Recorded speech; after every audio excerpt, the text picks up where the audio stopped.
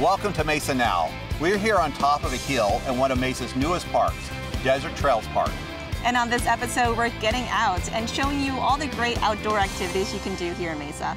So stay right there because Mesa Now starts right now, the outdoor edition.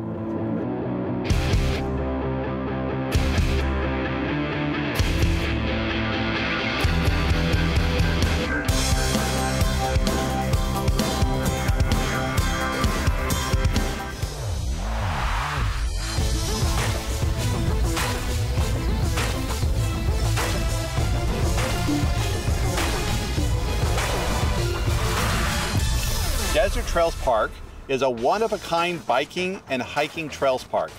Beginning and pro riders can test their skills and courage when riding these trails.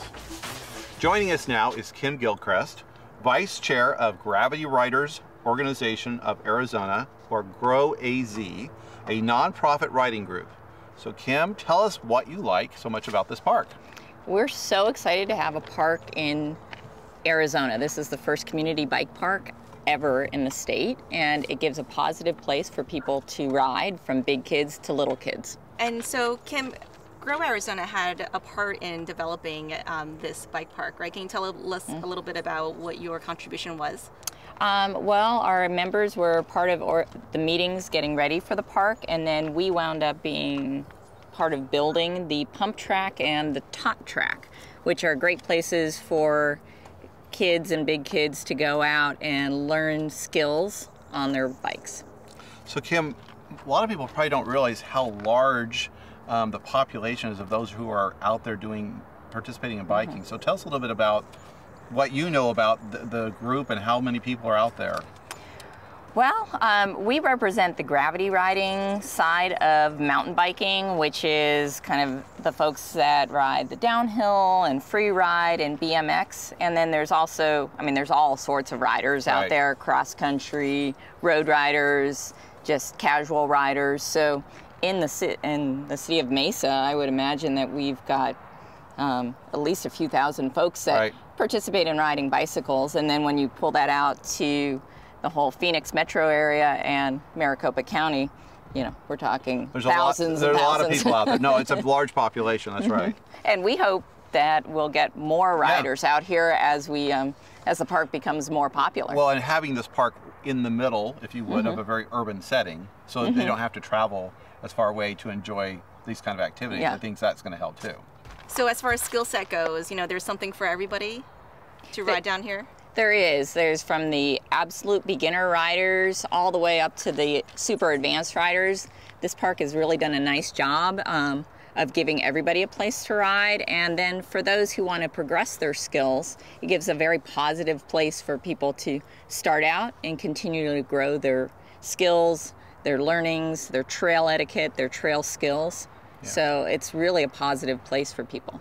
And the other thing, Kim, I think it's really unique about this park too, that appeals to some of us who probably aren't ready to get on our bikes and do some of these different rides, is there's a lot of hiking that can happen around here too, so other family members can enjoy the park also.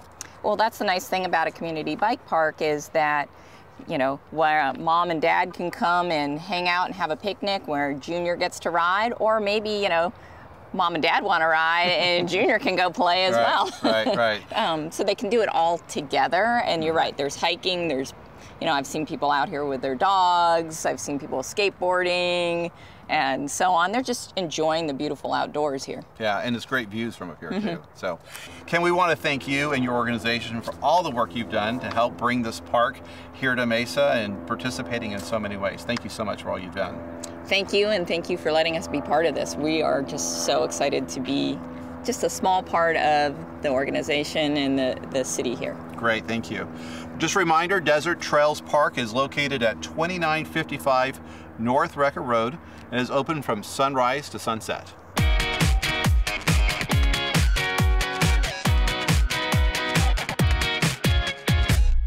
Mesa has 2 urban fishing lakes, one out east at Red Mountain Park and one here at Riverview. Arizona Game and Fish regularly restocks the lakes. And we got a chance to see that actually happen. So let's go check it out. See if we caught anything. I don't know. I think I got a bite. Oh!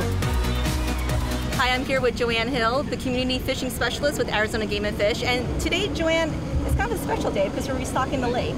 Correct. We're stocking rainbow trout into Riverview Lake here in Mesa. This is something we actually do every other week throughout the winter months from mid-November to mid-March, just to create a wonderful sport fishing opportunity for the residents here in Mesa. And can you tell me a little bit about the process that you guys go through in restocking? Oh, certainly. What we do is we purchase these fish from out of state. We do have hatcheries within the state that do grow trout. That's the most common question we get is why don't we stock trout from there? Well, those hatcheries are already at maximum production trying to stock trout into our state lakes. So for the community fishing program, we contract out with private fish farms and they deliver the fish for us. And so we order the fish from them. They grow them, they deliver them, and we go around all day together testing the water, check the fish to make sure the fish are healthy, and then once everything's good, we dump them right in. So let's talk a little bit about the logistics behind urban fishing and, what's the basics that people need to know when they come to an urban lake and want to do urban fishing? Well, the first thing you need to know is, yes, you do need to have a fishing license, and we have several options. Luckily, we've simplified our license structure as of January 1st, 2014, so the options are a little bit easier. We have a community fishing program fishing license for $24 that covers all of the community fishing program lakes across the state. Then we also have our general fishing license for $37. That one covers community as well as statewide waters, includes a 2-pole option, includes your trout, so no more stamps. You don't have to buy stamps anymore. So number one, you do need to have your fishing license. Everyone aged 10 and older is required a license.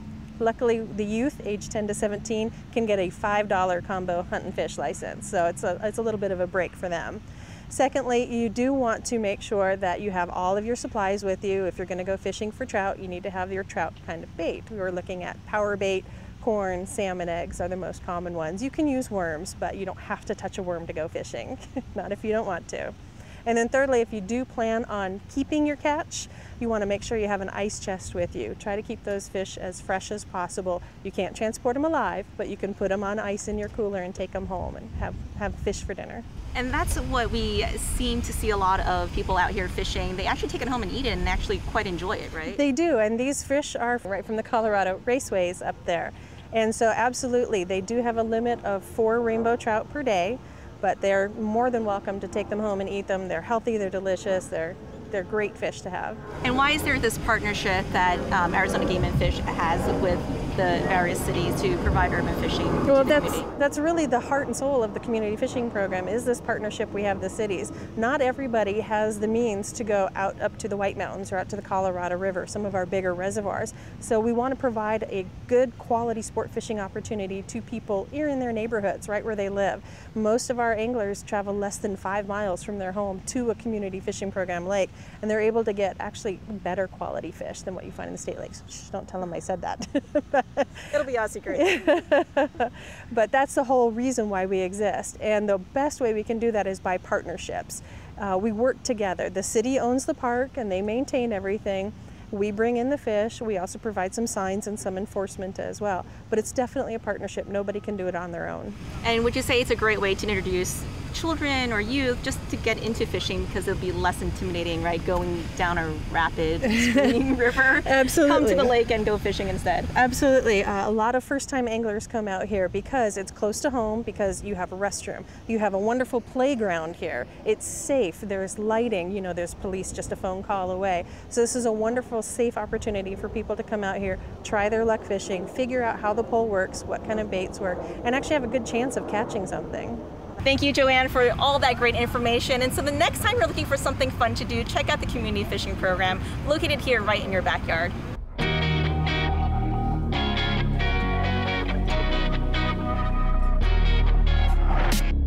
Today, we're out here in Southeast Mesa at one of our new parks. Yeah, and we're here in District 6, which has a new Councilmember Kevin Thompson. Welcome. Thank you. Congratulations on winning the seat. Thank you very much. So Kevin, now you're just coming on to the City Council. Tell us about some of the things you learned about while you're out on the campaign. One of the biggest things that I realized was our citizens here are great. I knocked on a lot of doors when I was out campaigning and had a lot of conversations, and overall people are really happy with our city and the direction it's going. Good. So talk to us a little bit about, now that you're getting ready to start your new term, What are some things you're excited about to be part of with the city? You know, I'm really excited with the economic development piece. That's something that I think, you know, that staff and our council have done a tremendous job on in the past, and I just want to keep moving that forward. You know, we have so much going on and so much, you know, area in District 6 that can be developed, and I just want to make sure we're developing smart and that we're bringing in the right type of development into the community to really help our citizens in our city. So for those who don't know a little bit about you, can you just give us a brief background on where you came from, what you do? 30,000 foot level? Yeah. Well, I grew up in Texas, a little town between Dallas and Fort Worth that nobody's ever heard of, so I always just say Dallas. Left out of high school, joined the military. I was in the Air Force, served 8 years in the Air Force. 6 months of that was in Desert Storm. Came back stateside. I was stationed in England. Came back stateside. Was stationed in Las Vegas, and decided I wanted to go to school, and so I started going to UNLV, and while I was active duty, and got a bachelor's degree in mechanical engineering, and got hired on by one of the local utilities, and they sent me here. The rest is history. So, Kevin, we're standing here in Mariposa Park, one of the projects that was part of the most recent bond package. Give us your thoughts about parks and how you see them as part of what happens here in Mesa. Yeah, I loved how we reuse this land. I couldn't think of something better to put in a neighborhood. You know, we certainly don't want, this isn't a great spot, I think, for commercial or industrial type development. So a park, I think, is great for this area. The neighbors, I'm sure, want a park, and you know, the citizens in general. I think you know, when you look at how overwhelmingly, you know, 84%, I think, is what the park bond passed at, and which is pretty overwhelming for a bond package.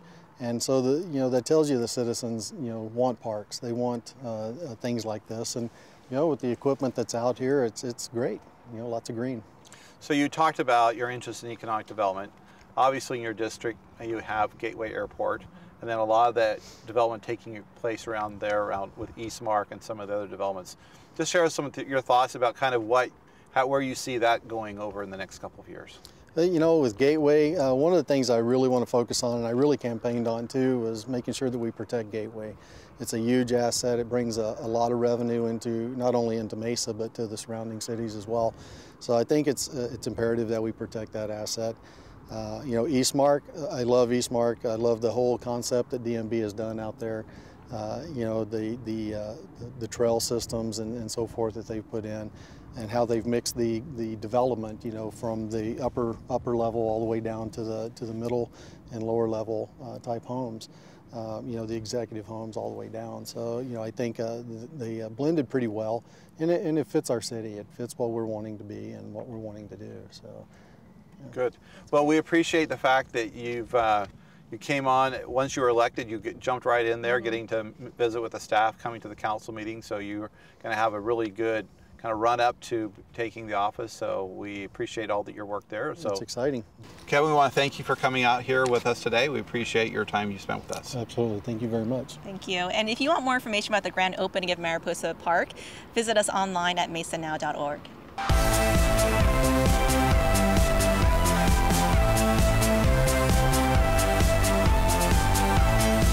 Well, Chris, you know, we had a really long day today. Well, it's a good thing we stopped by Margaritas for lunch. I know. And speaking of dining and restaurants, there's this grassroots efforts that's going on that Kelly Smith, who's joining us right now, you want to bring more restaurants to downtown Mesa, right? Yes. I like food. Kelly, tell us how your organization, Downtown Mesa Eats, how did it get started? What kind of prompted this initiative of yours? Right. Well, the story goes, I was out to dinner with a few other couples with my wife, and we were talking about where to go to dinner. We went to downtown Gilbert, which I think all of us know is a thriving hotspot. There's great restaurants, and that's happened relatively recently. So when I was in high school here in Mesa, Gilbert was nothing, and so now I'm going down and spending time there on a social hour late at night, you know, eating great tacos or something. It was a conversation that came up during that dinner where we basically said, you know, why can't we get some of these destination restaurants to go with what's already great downtown and really bolster this area? So then you guys started a website, right? This campaign that's happening called Downtown Mesa Eats. What is the drive behind that? What are you trying to do? Right, so I don't know anything about restaurants or urban development for that matter, or real estate. So what I do know how to do is websites. And so my thought was, let's go rally people together. Let's see who's interested in this. Put up a website, dtmesa.org. We said, come vote on which restaurants you'd like to see. So restaurants from local ones with maybe 1 or 2 locations here in other parts of the valley, saying let's vote for this restaurant. Whoever gets the most votes, we will use this community that we've assembled and go after, try to get them excited about opening a location here on Main Street downtown. So Kelly, what kind of response have you gotten so far on your website? The response has been huge. So apparently there's lots of people like me that are very excited about food and about Mesa. There is a sense of just home here. There's a strong contingent, people that don't live necessarily right here in the downtown, but that care deeply about Mesa and they want to see this area succeed. So we've had thousands of people, close to 5,000 come to the website, about 2,000 that have voted so far, and that continues to grow. Okay, so now that you've got all this, people logging in, looking at the site, kind of giving your votes, what happens next? Where does this go from here? Right, so we've kind of done 2 things with the website. One is we've learned what restaurant concepts are the most popular, most excited, that people get most excited about. Sites like Oregano's and Le Grand Orange have shown up high on that list. Step 2, or the other thing we've accomplished with that, with the website, is we've assembled this community. So now we have a whole group of thousands of people that want to go out and contribute and make it better. So we will move into kind of blitz mode here soon in January, where we'll start rallying these people together. So for example, suppose Oregano's, I don't know why they wouldn't, but if they didn't want to come to downtown Mesa, we're going to try to get some attention by blitzing their restaurant. So basically saying, everybody go order food at this Oregano's and drop off little cards saying, we all came from Mesa. Just a cute little way to kind of get their attention and say, look, there are people in Mesa that would love to have you here. Great. Well, as you know, the mayor's also looked at this as a priority. So joining forces with him, it sounds like there may be some opportunities here. Right. Yeah, I was pleasantly surprised to learn that was a major priority for the mayor as well, and we'll be talking soon. So any hints on, what's leading versus, or is that like all hush-hush? No, so I'm not going to share the full details. I think there's a lot of reasons why not to do that, but to say Oregano's and Le Grand Orange, Pita Jungle's up there, and then we've seen a lot of other, some more local, some more chain that have cropped up, but those 3 at the top of the list so far. Okay, so for those who haven't had a chance to go on, what do they need to do to be able to go in and see the site? It's real easy. dtmesa.org on the internet, dtmesa.org. There's a button that says vote now. You click the button and you get a whole list of options to vote on. Choose 3. Can't let you have everything. You have to choose. You can't type in like all the above. But you can write in, and we've had over 300 people write in restaurants that a lot that I didn't even know about. So a side benefit of doing a website like this is now my wife and I have lots of options of restaurants that we never even heard about, including several right here in downtown that we just didn't know exist. So it's been great. Great. Well, we hope your campaign is greatly successful. Yeah. That'd be wonderful. We're all excited about it. And we want to thank you for kind of bringing this to the forefront and bringing it to our attention. Lots of fun. Thank you. Very good. We'd like to thank all our guests here on Mesa Now. And if you have any questions or want more information, please visit us on mesanow.org. Thanks for watching, and we'll see you next time. I think our food's here. Wow. Awesome. That is spectacular.